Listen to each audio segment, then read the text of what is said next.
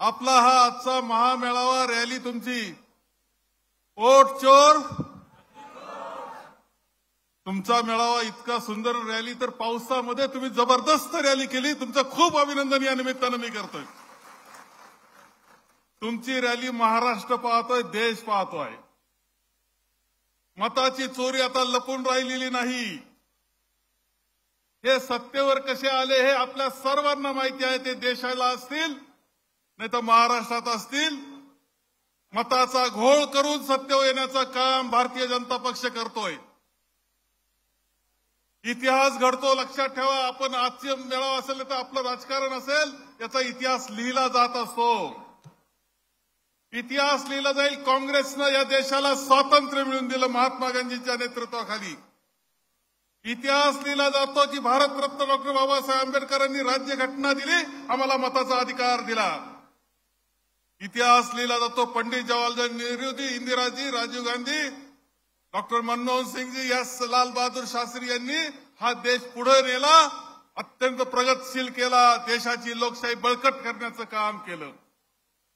पण आता इतिहास लिहिला जातोय की या 11-12 वर्षामध्ये 2014 पासून या देशामध्ये लोकशाहीवर आघात होत आहेत.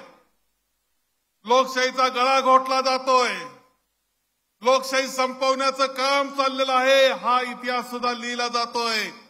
आणि म्हणून असा इतिहास लिहावा लागणार आहे पुढचा की ज्यावेळेस लोकशाही संकटात होती त्यावेळेस राहुल गांधीजी हे उभे राहिले भक्कमपणे, देशाचं नेतृत्व केलं आणि लोकशाही वाचवण्याचं काम राहुलजी करत असताना आम्ही त्यांच्या पाठीशी भक्कम उभं राहिलो.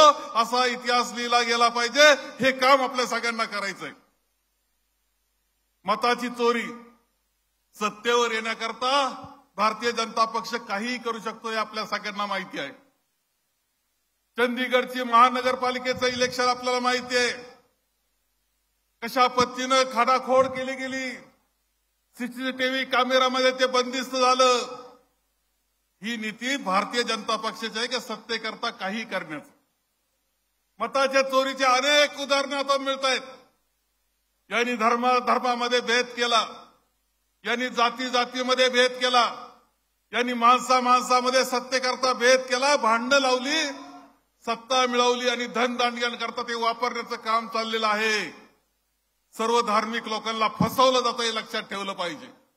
धर्माच्या नावाखाली फसवायचं, सत्ता मिळवायची आणि 4-2 धनदांडग्यां करता ती वापरायची. ही नीती भारतीय जनता पक्षाची आहे. सत्तेकरता काहीही.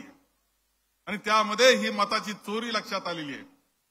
राहुलजींचं अभिनंदन केलं पाहिजे. त्यांनी ज्यावेळेस माहिती मागितली निवडणूक आयोगाकडून, तुम्हाला सांगतो ती डिजिटल स्वरूपात दिली असती तर एक बटन दाबलं असतं तर ईमेलला सगळी माहिती मिळाली असती, कॉम्प्युटरमध्ये आली असती, परीक्षण करणं सोपं झालं असतं. निवडणूक आयोगाला ते धाडस झालं नाही. त्यांनी मोठाले कागदाचे गठ्ठे पाठवले, पण राहुलजींनी सगळे गठ्ठे तपासले, एका मतदारसंघाचे तपासले, ते लक्षात आलं किती घोटाळे यांनी घातलेले. राहुलजींनी सीसीटीव्ही कॅमेऱ्याचं फुटेज मागितले, द्यायला तयार नाही. माहिती मागितली, देण्यास तयार नाही. फुटेज मागितले, काय कारण सांगितलं निवडणूक आयोगानं? 1.5 तासाची त्यांनी पत्रकार परिषद घेतली आणि त्यामध्ये जर आपण पाहिलं तर एखाद्या पुढाऱ्यानं भाषण करावं तसं निवडणूक आयोग बोलत होता. पोपटासारखं बोलत होता. हा पोपट म्हणजे भारतीय जनता पक्षाचा पोपट आहे, हे वेगळं सांगण्याची आवश्यकता नाही. आणि म्हणून या सगळ्या याच्यामध्ये अनेक गोष्टी दिसल्या. तुमच्या मतदारसंघामध्ये काटेमध्ये सुद्धा हे दिसलं. मला माझ्या शेजारी शिर्डी मतदारसंघामध्ये आदल्या दिवसापर्यंत मतदार ओळखपत्र वाटले जात होते. एका हॉस्टेलमध्ये जिथं 700 मुलांची जागा नाही तिथं 7,000 विद्यार्थी होते. कसं घडत होतं हे? आणि निवडणूक आयोगाच्या मदतीशिवाय हे होत नव्हतं. याच्यामध्ये गुन्हेगार निवडणूक आयोग आहे, भारतीय जनता पक्ष आहे, हे मान्य केलं पाहिजे आपल्याला. म्हणून आणखी सतर्क आपल्या सगळ्यांना व्हायचंय. जाणीवपूर्वक काळजी आपल्याला घ्यायची आहे. तुम्ही ज्या पद्धतीनं संघटन इथं करता आहात, सुनीलजी केदार तुमचं आणि तुम्हाला मदत करणारे सगळे तुमचे खासदार सगळे तुमचं खूप अभिनंदन करतो की तुम्ही महाराष्ट्रामध्ये कसे मेळावे झाले पाहिजे हे दाखवून देण्याचं काम आपण करतात. हे मेळावे झाले पाहिजे.